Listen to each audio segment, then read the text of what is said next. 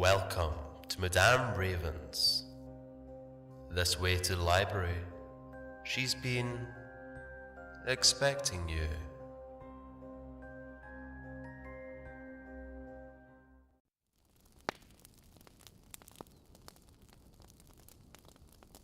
The Turn of the Screw, Chapter 9.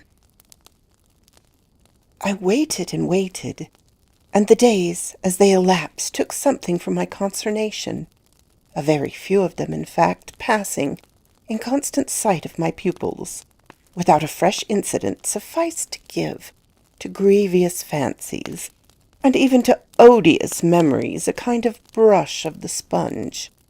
I've spoken of the surrender to their extraordinary childish grace as a thing I could actively cultivate. It may be imagined if I neglected now to address myself to this source, for whatever it would yield. Stranger than I can express, certainly, was the effort to struggle against my new lights. It would doubtless have been, however, a greater tension still, had it not been so frequently successful. I used to wonder how my little charges could help guessing that I thought strange things about them, and the circumstances that these things only made them more interesting was not by itself a direct aid to keeping them in the dark.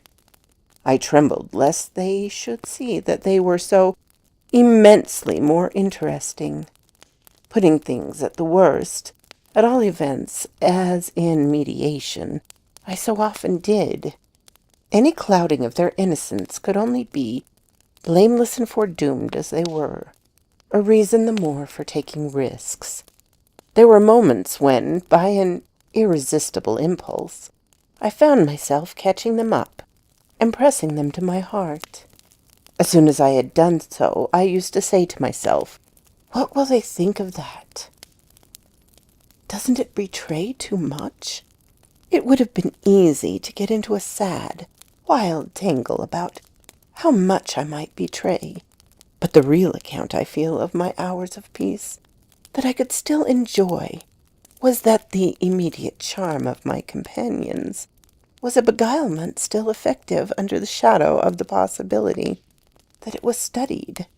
For if it occurred to me that I might occasionally excite suspicion by the little outbreak of my sharper passion for them, so too I remember wondering if I mightn't see a queerness in the traceable increase of their own demonstrations. They were at this period extravagantly and preternaturally fond of me, which, after all, I could reflect, was no more than a graceful response in children perpetually bowed over and hugged. The homage of which they were so lavish succeeded. The homage of which they were so lavish succeeded, in truth, for my nerves, quite as well as if I never appeared to myself, as I may say, literally to catch them at a purpose in it. They had never, I think, wanted to do so many things for their poor protectress. I mean, though they got their lessons better and better, which was naturally what would please her the most, in the way of diverting entertainment, surprising her, reading her passages, telling her stories, acting her charades, pouncing out at her in disguises, as animals and historical characters, and above all astonishing her by the pieces they had secretly gotten by heart, and could interminably recite. I should never get to the bottom, were I to let myself go even now, of the prodigious private commentary, all under still more private correction, with which in these days I overscored their full hours. They had shown me from the first a facility for everything, a general faculty which, taking a fresh start, achieved remarkable flights. They got their little tasks as if they loved them, and indulged from the mere exuberance of the gift in the most unimposed little miracles of memory. They not only popped out at me as tigers and as Romans, but as Shakespearean astronomers and navigators. This was so singularly the case that it had presumably much to do with the fact as to which, at the present day, I am at a loss for a different explanation. I allude to my unnatural composure on the subject of another school for miles. What I remember is that I was content not, for the time, to open the question, and that contentment must have sprung from the sense of his perpetually striking show of cleverness.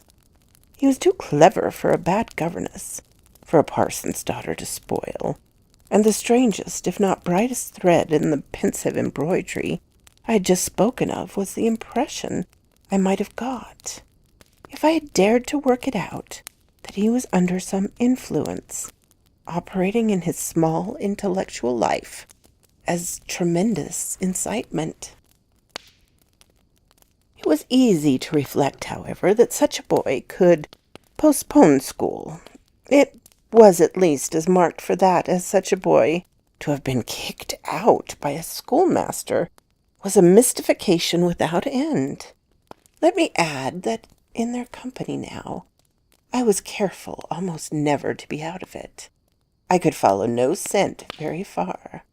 We lived in a cloud of music and love and success and private theatrics. The musical sense in each of the children was of the quickest, but the elder in especial had a marvelous knack for catching and repeating. The schoolroom piano broke into all gruesome fancies, and when that failed there were confabulations in corners, with the sequel of one of them going out in the highest spirits in order to come in as something new. I had brothers myself, and it was no revelation to me that little girls could be slavish idolaters of little boys. What surpassed everything was that there was a little boy in the world who could have for the inferior age, sex, and intelligence so fine a consideration. They were extraordinarily at one, and to say that they never quarrelled or complained is to make the note of praise coarse for their quality of sweetness. Sometimes, indeed, when I dropped into coarseness, I perhaps came across traces of little understandings between them by which they should keep me occupied, while the other slipped away. There is a naive side, I suppose, in diplomacy, but if my pupils practised upon me, it was surely with minimum of grossness. It was all in the other quarter that, after a lull, the grossness broke out. I find that I really hang back, but I must take my plunge in going on with the record of what was hideous at Bly. I not only challenge the most liberal faith, for which I little care, but, and this is another matter, I renew what I myself suffered. I again pushed my way through it to the end. There came suddenly an hour after which, as I look back, the affair seems to me to have been all pure suffering, but I have at least reached the heart of it, and the straightest road out is, doubtless, to advance. One evening, with nothing to lead up or to prepare it, I felt the cold touch of the impression that had breathed on me the night of my arrival, and which, much lighter than, as I have mentioned, I should probably have made little of in memory, had my subsequent sojourn been less agitated. I had not gone to bed. I sat reading by a couple of candles. There was a room full of old books at Bly, last-century fiction, some of it, which, to the extent of a distinctly depreciated renown, but never so much as that of a stray specimen, had reached the sequestered home, and appealed to the unavowed curiosity of my youth. I remember that the book I had in my hand was Fielding's Amelia, also that I was wholly awake. I recall further both a general conviction that it was horribly late, and a particular objection to looking at my watch. I figured finally that the little white curtain draping, in the fashion of those days, the head of Flora's little bed, shrouded, as I had assured myself long before, the perfection of childish rest. I recollect, in short, that, though I was deeply interested in my author, I found myself at the turn of a page, and with his spell all scattered, looking straight up from him and hard at the door of my room. There was a moment during which I listened, reminded of the faint sense I had had the first night of there being something undefinably astir in the house, and noted the soft breath of the open casement just move the half-drawn blinds. Then, with all marks of deliberation that must have seemed magnificent, had there been anyone to admire it, I laid down my book, rose to my feet, and taking a candle, went straight out of the room, and from the passage, on which my light made little impression, noiselessly closed and locked the door. I can say now neither which determined nor what guided me, but I went straight along the lobby, holding my candle high, until I came within sight of the tall window that presided over the great turn of the staircase. At this point, I precipitately found myself aware of three things. They were practically simultaneous, yet they had flashes of succession. My candle, under a bold flourish, went out, and I perceived, by the uncovered window, that the yielding dusk of earliest morning rendered it unnecessary. Without it, the next instant, I saw that there was someone on the stair. I speak in sequences, but I require no lapse of seconds to stiffen myself for a third encounter with Quint. The apparition had reached the landing halfway up, and was therefore on the spot nearest the window, where at sight of me it stopped short, and fixed me exactly as it had fixed me from the tower and from the garden. He knew me well, and I knew him, and so, in the cold, faint twilight, with a glimmer in the high glass and another on the polish of the oak stair below, we faced each other in our common intensity. He was absolutely, on this occasion, a living, detestable, dangerous presence. But that was not the wonder of wonders. I reserved this distinction for quite another circumstance. The circumstance that dread had unmistakably quitted me, and that there was nothing in me that didn't meet and measure him. I had plenty of anguish after that extraordinary moment, but I had, thank God, no terror, and he knew I had not. I found myself, at the end of an instant, magnificently aware of this. I felt, in a fierce rigor of confidence, that if I stood my ground, a minute I should cease, for the time at least, to have him to reckon with, and during the minute, accordingly, the thing was as human and hideous as a real interview. Hideous just because it was human as to have met alone in the small hours, in a sleeping house, some enemy, some adventurer, some criminal. It was the dead silence of our long gaze at such close quarters that gave the whole horror, huge as it was, its only note of unnatural. If I had met a murderer in such a place, and at such an hour, we still at least would have spoken. Something would have passed in life between us. If nothing had passed, one of us would have moved. The moment was so prolonged that it would have taken but little more to make me doubt it, even I were in life. I can't express what followed it, save by saying that the silence itself, which was indeed, in a manner, an attestation of my strength, became the element in which I saw the figure disappear, in which I definitely saw it turn, as I might have seen the low wretch to which it had once belonged, turn on receipt of an order and pass, with my eyes on the villainous back that no hunch could have more disfigured, straight down the staircase and into the darkness in which the next bend was lost. Chapter 10. I remained a while at the top of the stairs, but with the effect presently of understanding that when my visitor had gone, he had gone. I then returned to my room.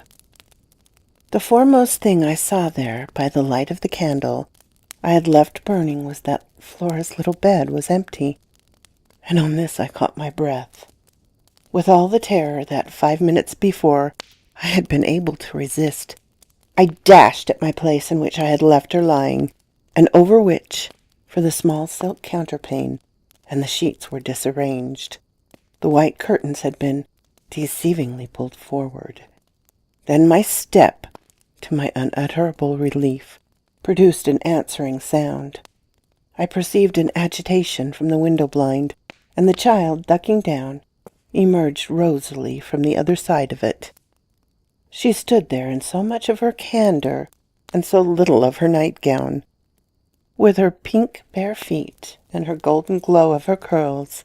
She looked intensely grave, and I had never had such a sense of losing an advantage acquired, the thrill of which had been so prodigious, as on my consciousness that she addressed me with her reproach. "You naughty! Where have you been?" Instead of challenging her own irregularity, I found myself arranged and explaining. She herself explained, for that matter, with the loveliest, eagerest simplicity. She had known suddenly as she lay there that I was out of the room, and had jumped up to see what had become of me.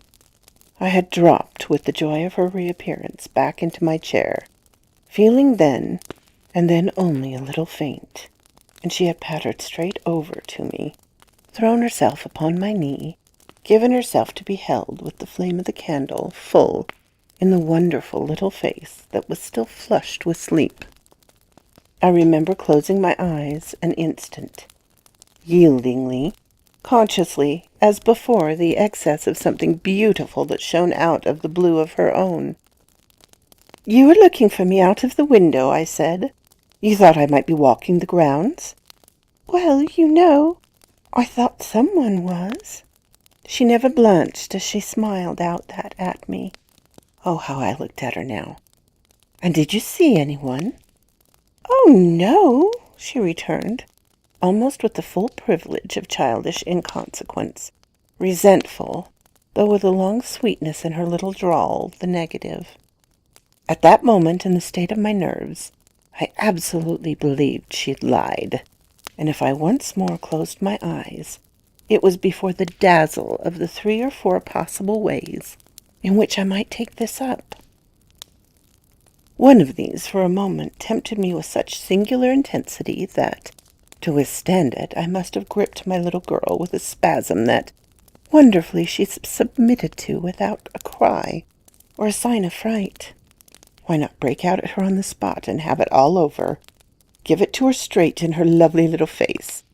You know that you do, and that you already quite suspect I believe it. Therefore, why not frankly confess it to me, so that we may at least live with it together, and learn, perhaps, in the strangeness of our fate, where we are and what it means?" This solicitation dropped, alas, as it came. If I could immediately have succumbed to it, I might have been spared myself. Well, you'll see what. Instead of succumbing, I sprang again to my feet, looking at her bed, and took a helpless middle way. "Why did you pull the curtains over the place to make me think you were still there?" Flora luminously considered, after which, with her little divine smile, "Because I don't like to frighten you. But if I had, by your idea, gone out—" She absolutely declined to be puzzled. She turned her eyes to the flames of the candle, as if the question were as irrelevant, or at any rate as impersonal, as Mrs. Marset or 9 times 9. "Oh, but she quite adequately answered, "that you might have come back, you dear, and you have." And after a little, when she had gone into bed, I had, for a long time, by almost sitting on her to hold her hand, to prove that I recognized the pertinence of my return. You may imagine the general complexion from that moment of my nights. I repeatedly sat up until I didn't know when.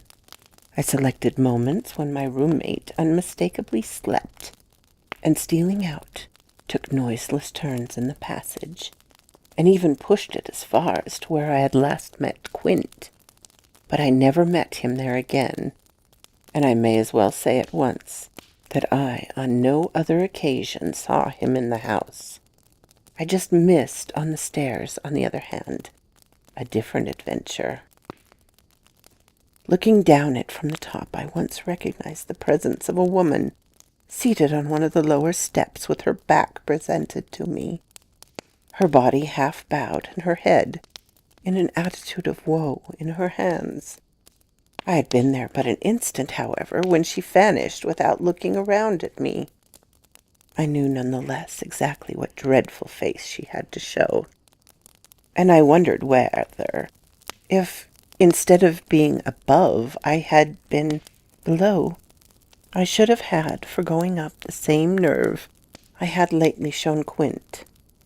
Well, there continued to be plenty of chance for nerve. On the 11th night after my latest encounter with the gentleman, they were all numbered now. I had an alarm that perilously skirted it, and that indeed, from the particular quality of unexpectedness, proved quite my sharpest shock. It was precisely the first night during this series that, weary with watching, I had felt that I might again, without laxity, lay myself down at my old hour. I slept immediately, and afterwards knew, till about 1 o'clock. But when I woke, it was to sit straight up, as completely roused as if a hand had shook me. I had left a light burning, but it was out now, and I felt an instant certainty that Flora had extinguished it. This brought me to my feet and straight in the darkness to her bed, which I found she had left. A glance at the window enlightened me further, and the striking of a match completed the picture. The child had again got up, this time blowing out the taper, and had again, for some purpose of observation or response, squeezed in behind the blind, and was peering out into the night. That she now saw, as she had not, I satisfied myself the previous time, was proved to me by the fact that she was disturbed neither by my re-illumination nor by the haste I made to get into slippers and into a wrap. Hidden, protected, absorbed, she evidently rested on the sill, the casement opened forward, and gave herself up. There was a great still moon to help her, and this fact had counted in my quick decision.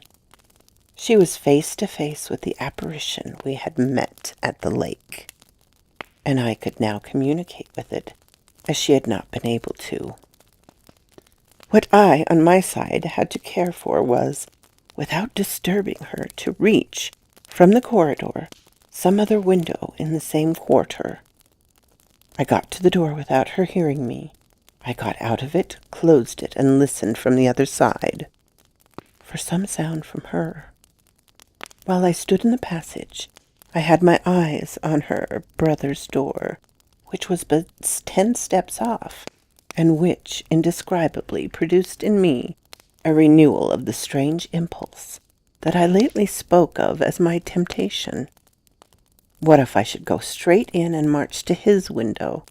What if, by risking, to his boyish bewilderment, a revelation of my motives, I should throw across the rest of the mystery the long halter of my boldness? This thought held me sufficiently to make me cross to his threshold and pause again. I preternaturally listened. I figured to myself what might portentously be. I wondered if his bed were also empty, and he too were secretly at watch. It was a deep, soundless minute, at the risk of which my impulse failed. He was quiet. He might be innocent. The risk was hideous. I turned away. There was a figure in the grounds, a figure prowling for a sight, the visitor with whom Flora was engaged. But it was not the visitor most concerned with my boy. I hesitated afresh, but on other grounds, and only for a few seconds. Then I had made my choice. There were empty rooms at Bly, and it was only a question of choosing the right one. The right one suddenly presented itself to me as the lower one. Though high above the gardens in the solid corner of the house that I have spoken of as the old tower, this was a large square chamber, arranged with some state as a bedroom, the extravagant size of which made it so inconvenient that it had not for years, though kept by Mrs. Gross in exemplary order, been occupied. I had often admired it and knew my way about it. I had only, just after faltering at the first chill of gloom of its disuse, to pass across it and unbolt as quietly as I could one of the shutters. Achieving this transition, I uncovered the glass without a sound, and, applying my face to the pane, was able, the darkness without being much less than within, to see that I commanded the right direction. Then I saw something more.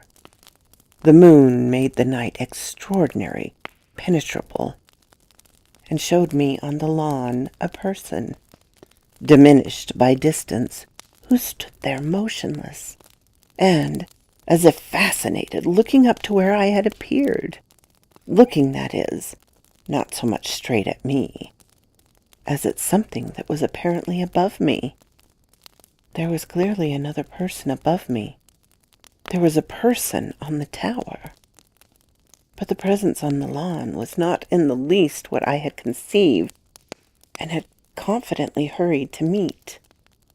The presence on the lawn, I felt sick as I made it out, was poor little Miles himself.